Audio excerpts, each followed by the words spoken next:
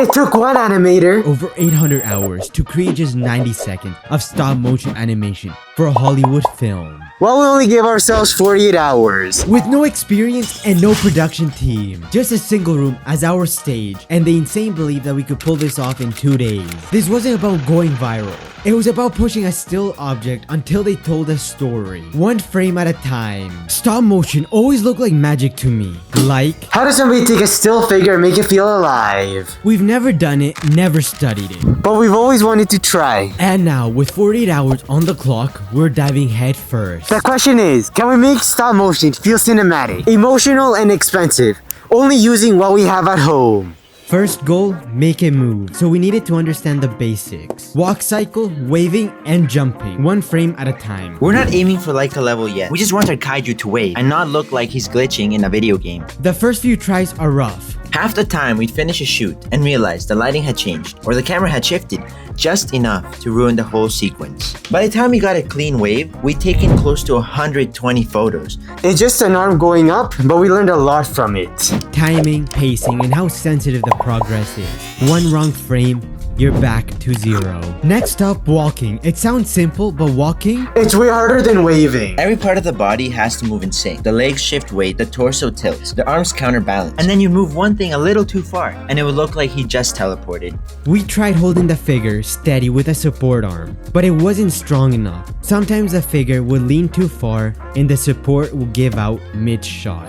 When that happened, we had to stop everything. Rebuild the pose and reshoot the entire sequence. And we're not talking about 5 or 6 pictures. It takes about 30 shots for a couple of steps. If frame 25 slips, that's the whole shot gone. By the time we got a believable walk cycle, it had been a whole hour.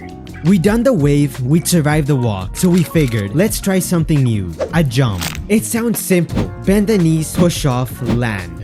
But here's the problem. In a jump, the character needs to be in midair, but he can't float. But the support arm barely held it together. The weight of the kaiju made it sag, and that clay didn't help much in this scenario. And even when we almost had it, the figure would fall right before we took the shot. That happened more than once. Each time meant redoing the pose and retaking everything. But we weren't giving up. We needed to nail this jump. And after many frustrating attempts, we finally got something that could work. That was the moment we realized this isn't just storytelling. It's about having patience and persevering through each shot. We've got a wave, a walk, and a jump. It's not perfect, but we're starting to get it. So we're ready to begin our story. The plan, a simple 30-second story. No words, just movement. Something emotional, something real.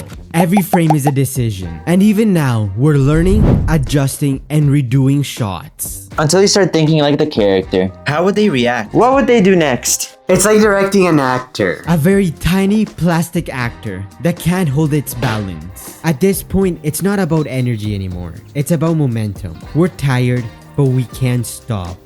We've officially crossed the line into obsession. One of us spent the whole 20 minutes adjusting a single moment. Guilty, but it looked good, right? We didn't eat much. We didn't sleep much.